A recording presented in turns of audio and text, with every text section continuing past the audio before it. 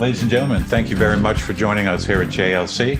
This is a JLC media broadcast. You can see this on YouTube channel, our JLC YouTube channel, or you can see it on Spotify or on regular podcast environments in the Apple framework and others. So please come see us, listen to us, and if you enjoy it, please let us know and subscribe to our podcast.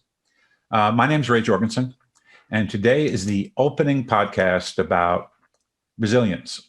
And the way we titled it among ourselves was The Miracle of Resilience. And I think today we're going to talk a little bit about that from about 30,000 feet. Each of the podcasts that you'll hear about resilience will have a slightly different edge to it. One of the things in resilience is to make sure that the narrative that I'm telling myself about how I need to be resilient actually matches the issue that I'm facing. And so we'll be talking about positive events, negative events. And the fact is sometimes we don't even capitalize on positive events. We say, well, that's just good. Thank you. Everything's fine. Or that happened. That was good. I got what I wanted. There's actually real value in the area of resiliency to capitalize, grow, savor the events that were positive and make them move forward.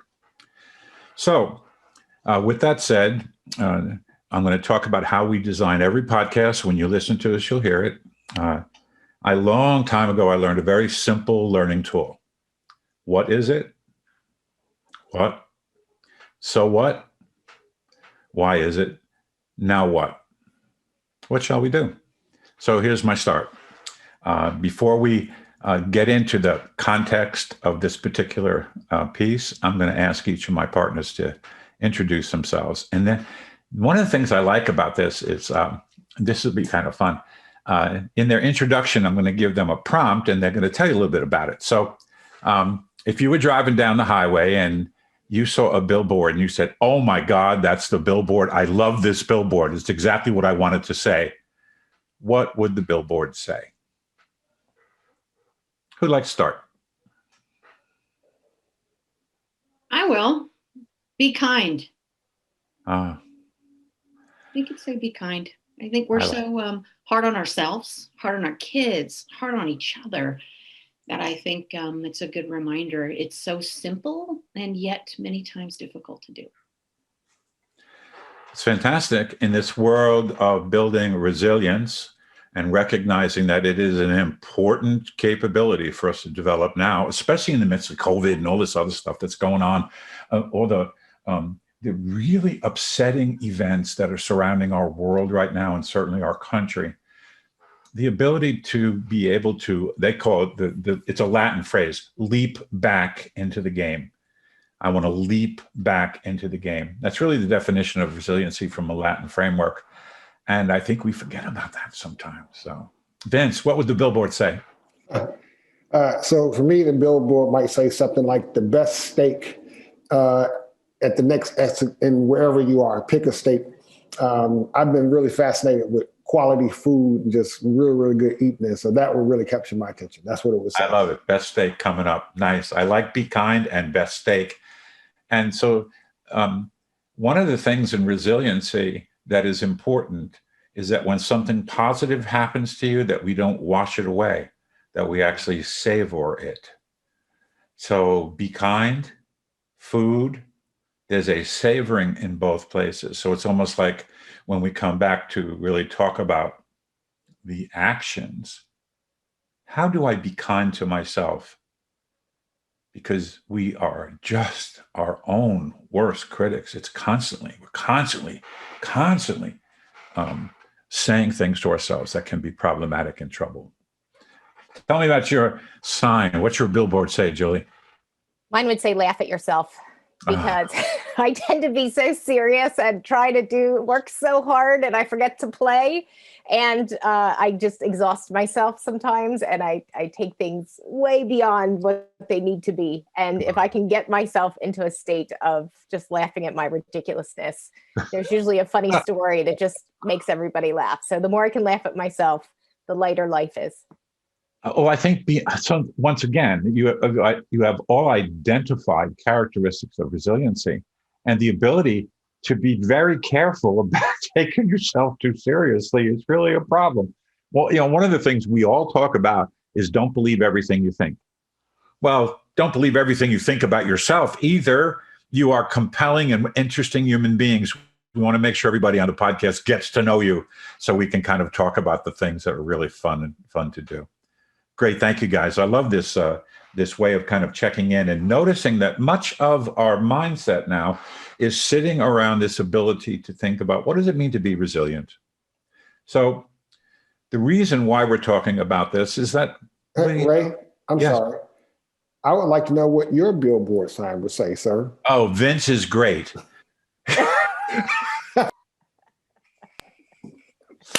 That's my billboard. Vince is great. It could probably say a whole lot of things, but probably my billboard would say something like this.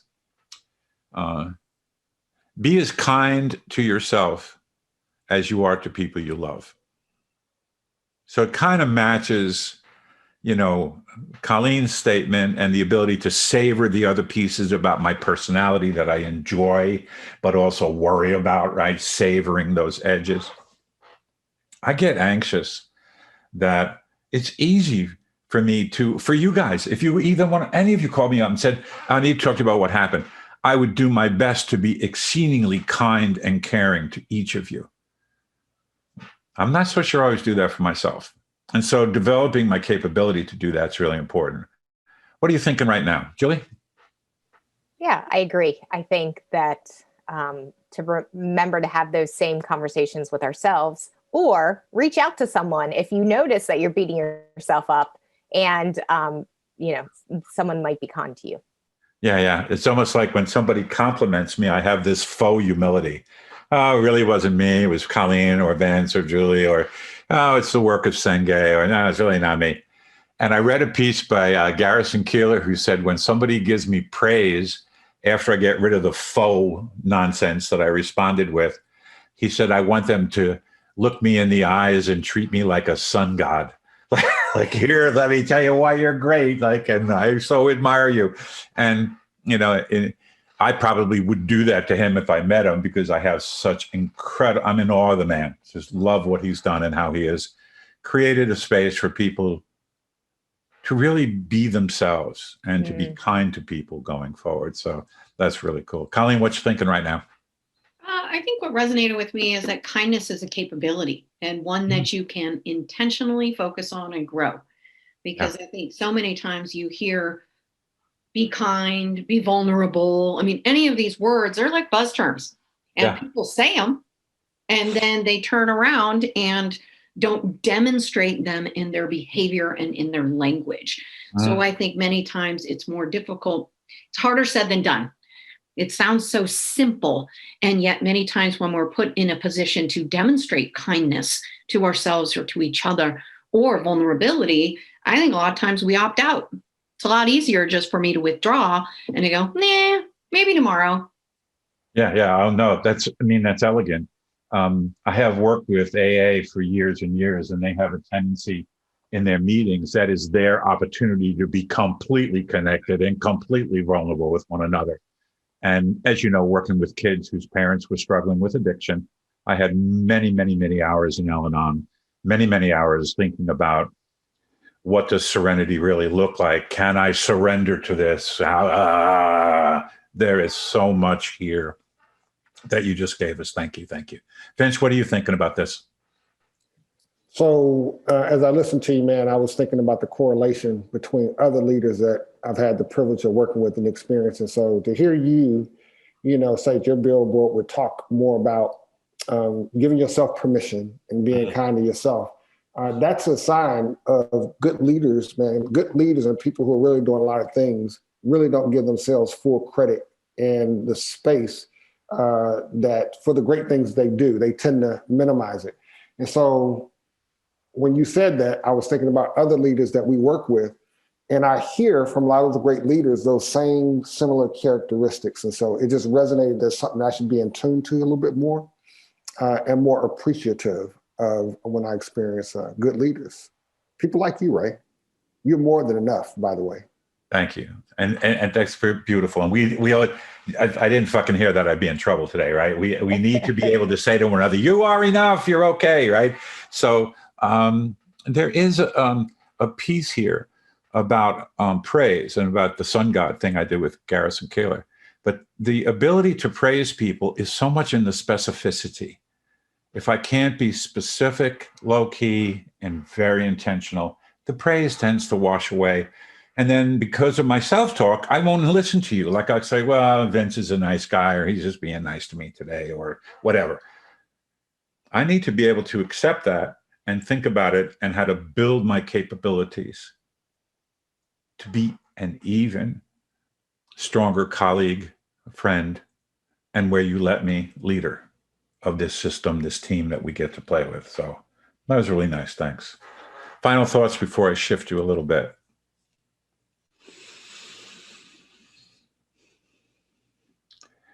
So we kind of played a little bit around what does it mean to be resilient? What is resiliency?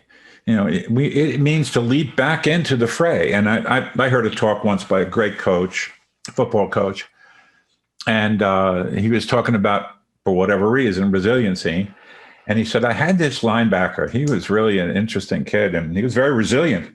And if you knocked him down, he would get back up and arrive at the ball carrier in an angry mood. It was like, boom, go. So it's like you get knocked down, you pick yourself up, you go again. Colleen, you got a soccer one for me? Jeez. Yeah, I do.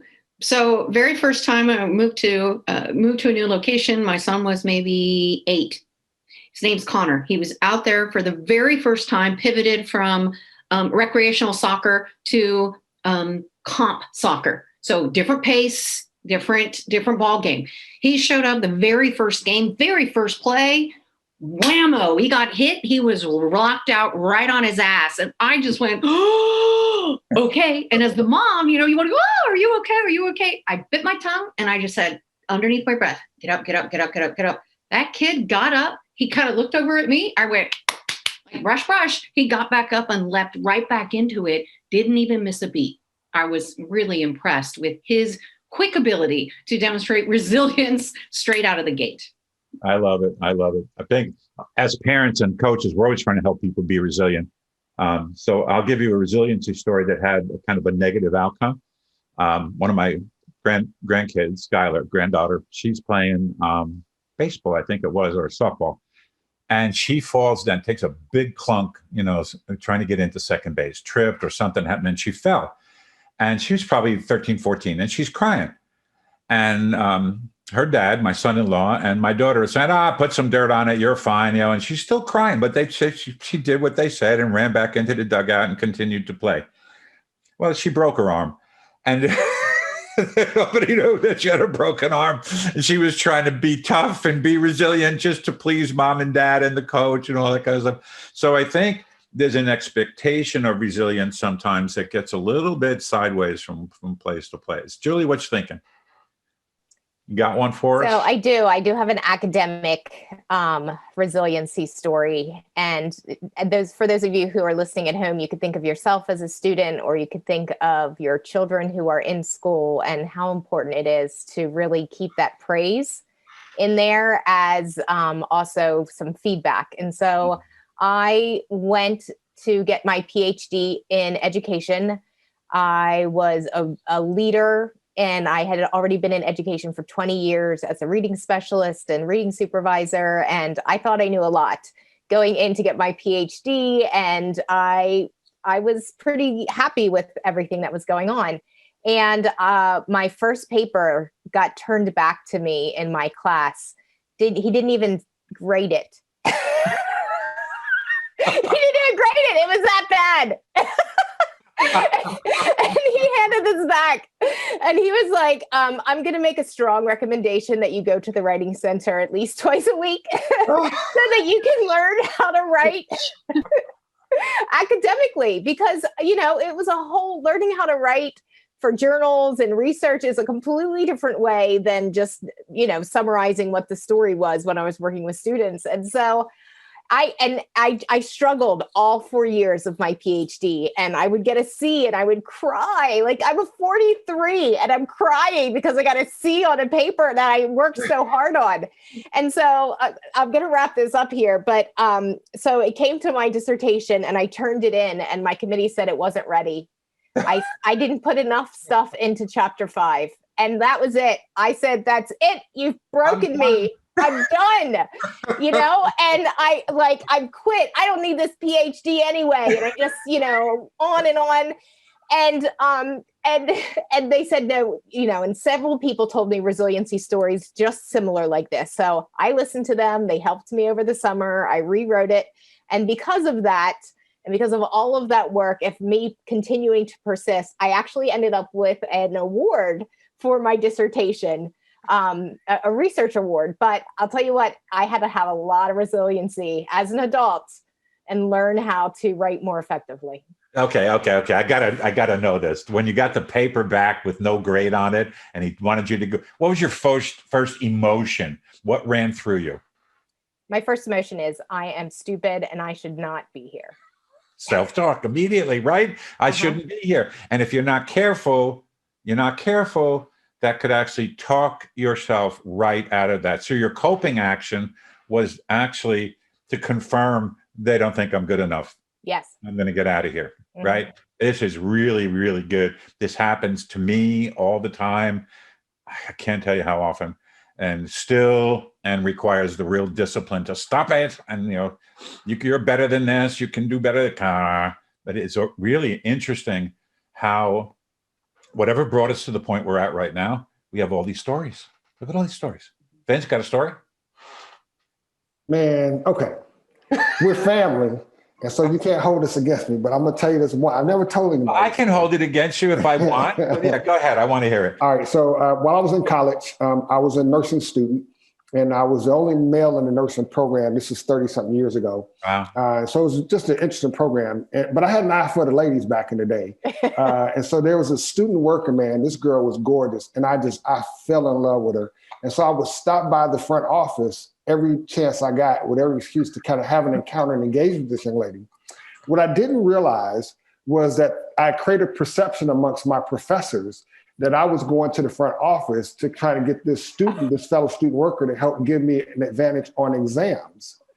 And so a couple of my professors accused me of academic impropriety, which was further from the truth. And when I found out, I was so offended and attacked my integrity that I decided I was leaving Delaware, which is where I went to undergraduate, and I was getting everything in my car and I was going back to Chicago that day. And whatever I didn't fit in the car, everybody could have it. And so I was in my room packing up, mad, going home. And the resident manager found out, called the dean of the department, had this big conversation. So they spent, a good hour talking me out the ceiling to get me to stay in college. It was just a mistake, and we worked it out. And it took a couple of days, but I was resilient enough to understand eventually after I calmed down, if I went home and showed up at my father's house, knowing that he paid good money and I didn't complete that plan, that I would have more problems. So my resiliency factor kicked in. I stayed, and needless to say, here I am today. And here you are today, right? I love that, because imagine going home and saying, I decided not to stay because I kind of fell for this girl. I got in trouble, and now it's why I'm home. Could you imagine that conversation? So sometimes fear is a pretty good motivator and it does have a place when we talk about resiliency going forward. So, you guys are great. These are the things that happen to us. And the reason why we talk about it, it's life. It's life.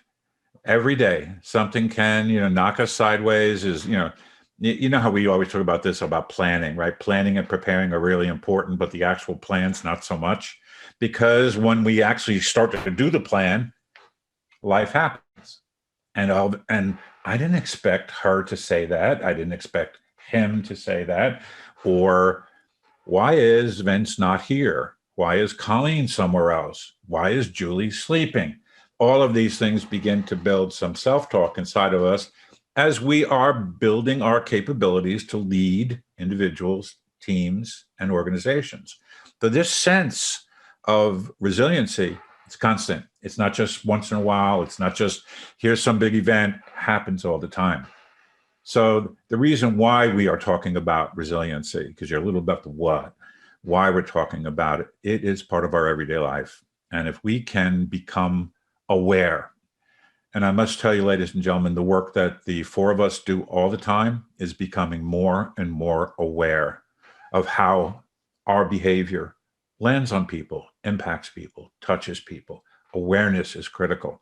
So as you step into this space of resiliency with us, and I do like the title, The Miracle of Resiliency, because I've seen people pretty well knocked down and they come back. And as an old coach, I had a lot of kids get knocked down and come back and come back. So we have much to talk about in that space. By the time this first period ends, which is going to happen pretty soon, I'm hoping that all of you will say, you know, this is going to be a good set of podcasts because I'm going to get to learn a lot about myself, learn a lot about us, and how we interact in a way that produces constant vulnerability, just constant. We just don't ever lean away from it.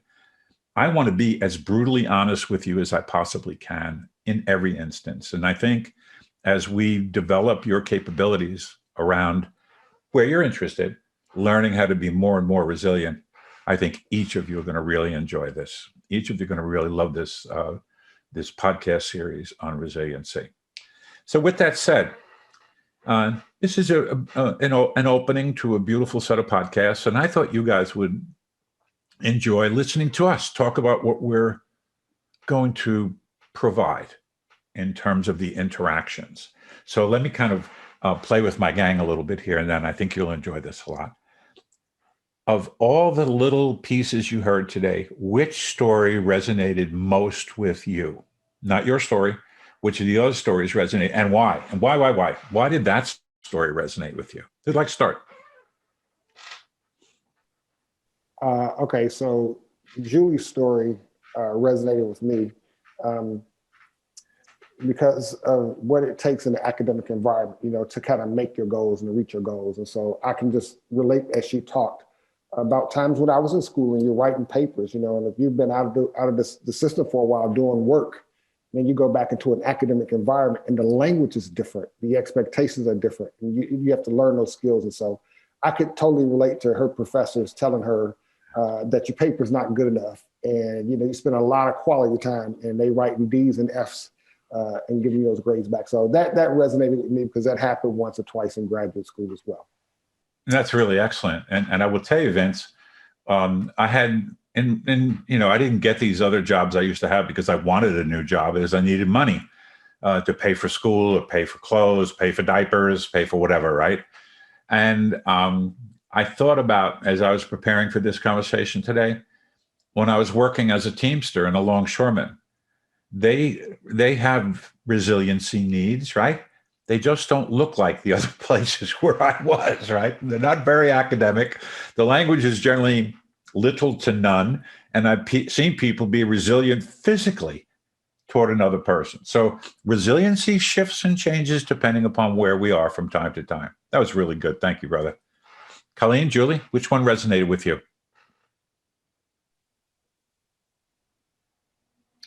Sure, I'll go ahead. Well, you were talking just a minute ago about physical resiliency and, you know, there's kind of intellectual, emotional resiliency, and it just made me go to, you know, divorce, you know, and being able to ride the waves because they equal that to, you know, to death in many ways of having somebody die. And I've been through a divorce, and let me just tell you that really makes you focus on all aspects of resiliency. But I think the piece that really resonated with me in Vince's story was this sense of self-awareness. So even though in the heat of the moment, he was very upset, he had the self-awareness and presence to pause, right? As you mentioned, Vince, you could have gotten in the car and hightailed it on home, right? But there was something about his resiliency in and his self-awareness of thinking about what possibly are the unintended consequences of this particular behavior if I do it, right? And I think that that was amazing because many people, they don't take the pause to breathe and then respond. We just respond. And so I think that's a huge piece of if we can weather the tide of what's happening in our lives as they unfold with this pause, breath, and then respond, it will help us really get what we really want, which look at you, you're right. You stayed, you held the course, and you had a phenomenal career. So I think that story really resonated with me. You know, Colleen, when you talked about that, and you guys did a beautiful podcast on entering into 21, right? And to think about those 5 R's, the reaction phase, the reflection phase, the recovery, reset, and the last one, most important, respond. You just nailed that beautifully. How do we respond? Because if I just sit in the reaction edge, it is a way of coping, right? But it would have been avoidance. I'm out of here. I don't want to do this. But it is not an illegitimate way to cope and be resilient. It just doesn't get you what you want. So I think this was really a great set of examples. Julie, which one resonated most with you? And it could be your own, by the way, if you'd like it to be. I'm going to go with the parent. Both Ray, you had shared a story about Skylar and Colleen with your son. And I think it fits. There's a continuum that parents can do with their children, and you can help them reset and also recover. And sometimes we just need to reset, like Colleen said, oh, get up, get up, get up, get up. And he got up and he kept running and she was like, good job. All right. And you think about, all the times our kids fall when they're learning how to walk or ride a bike or, all those things. And your instance is to just like make it easy, right? It's all good. And they learn from that, from your lack of reaction, they learn this is no big deal. And then sometimes though, our reaction of it's no big deal, we have to be careful with that because sometimes it actually might be a big deal and they may need to recover a little bit more, like your granddaughter needed to go to the hospital and get her cast and all of that sort of stuff. So it's a balancing act. I hate the word balance, but there is definitely an awareness, like you said, Colleen, that as parents, we need to sort of watch. And is this a reset situation or is this a recover situation? Yeah, no, that's really sweet. And I think we live in this space of quick response. And if you are in a situation that requires quick response, do the best you can. And then when you go through that later on, that after action review, that assessment of how well I did, that's when I can really work on my awareness, my recovery, and my reset before I go into the next space. You guys were great today. This was a great beginning of the podcast series on the miracle of resilience. And I was trying to think about a really good checkout question for you guys today. Here's an invitation. If there was one thing that you wanted to tell someone who you really loved, I love this person, I care for them, I want them to be successful, and I've been asked to give them one good idea about how to use resiliency successfully in their life. How to use resiliency successfully in their life. What would you say? Colleen? I would say, remember, you're not alone. I would say when you're, down on your back, maybe you feel that emotionally, intellectually, something's happened to you. Don't go it alone. You're not on an island. Look around. Who is in your inner circle you can reach out to, who can help pick you back up when perhaps you don't have that within yourself at that moment. And that's fantastic. That's a resource that sometimes we almost ignore the resource rather than embrace the resource. Like, I can do this alone. No man is an island. I guess maybe women are. I don't know why that thing came out that way. No man is an island. Anyway, this whole sense of that there is support for us. We just need to embrace it and not ignore it. And I do think a lot of our conditioning has this sense of, the powerful woman, the powerful man. Oof, oof, that's exhausting just even saying it. Julie, how about you? I would say this too shall pass. I tend to go into catastrophe thinking and, oh my gosh. And, if I'm tired one morning, it's like, oh my gosh, something's wrong. I'm tired, and blah, blah, blah, blah, and it's like, no, this will pass in a few days. I will be rested. I will be less stressed. I will be less anxious. It'll be all good. This too shall pass. And I'm out. This too shall pass. It's somehow so hard to realize that when you're in the midst of it. And when, I've always talked about how the wave makes you feel, it's coming down on top of me. And the wave is producing emotion in me. It's hard to wait for that wave to dissipate so I can choose a different emotion, which is another resiliency characteristic, which we'll talk about it sometime soon. And I just think that was great, Julie. Thank you. Vince. Yeah, so somewhere in between what my colleagues said, I just say, I remind the people that I love to be prepared, that there are no perfect solutions. So last night, my daughter, who's applying for college, received her first disqualifying letter. I was told she couldn't go to one of her choices. And she was just sitting at the table looking so sad. And so I just asked her, hey, you worked pretty hard at that, didn't you? And you did a lot of things right. And still, someone said no to you. So I need you to be prepared in life that no matter how hard you work, and despite some of your best efforts sometimes, doesn't mean that something's wrong with you. Sometimes it's just not going to work out. You need to be prepared for those disappointments, and you need to continue to move forward. So preparation and being prepared for not always having things go the way that you anticipated is what I would say. But it correlates, I believe, my colleague said. And I'm out. She's lucky to have you, Vince. And I think you become, and this is a tricky thing for parents, right? You are a resource, and the danger that unfolds over time is you start wanting things for your kids, and that there is eventually a distance that will occur where you help them want things for themselves. And my God, thank you're all there. Take care of your kids, teach them resiliency, be with them, and love them through. I mean, it loves everything. It's like, how do I love this kid enough that she or he can learn to be more resilient in their practice? Guys, you guys were wonderful today. Thank you so much. And ladies and gentlemen, thank you for spending some time with us here at JLC Media. I hope you really liked this one. I'd love to know your thinking. I sure enjoyed my three colleagues tremendously. They just gave me an uplifting afternoon as I chatted with them today, and made me feel more and more connected to each of them. I hope you feel connected to us. Remember to find more out about us and what we can do and things that you might want us to do in the area of resiliency or others. Please hop onto our website, gojlc.com. Enjoy it. I hope you like the podcast. I hope you like the video, whichever you watch. Take care, one and all. Sincerest thanks for listening to this episode of the Everyday Leadership Conversations podcast.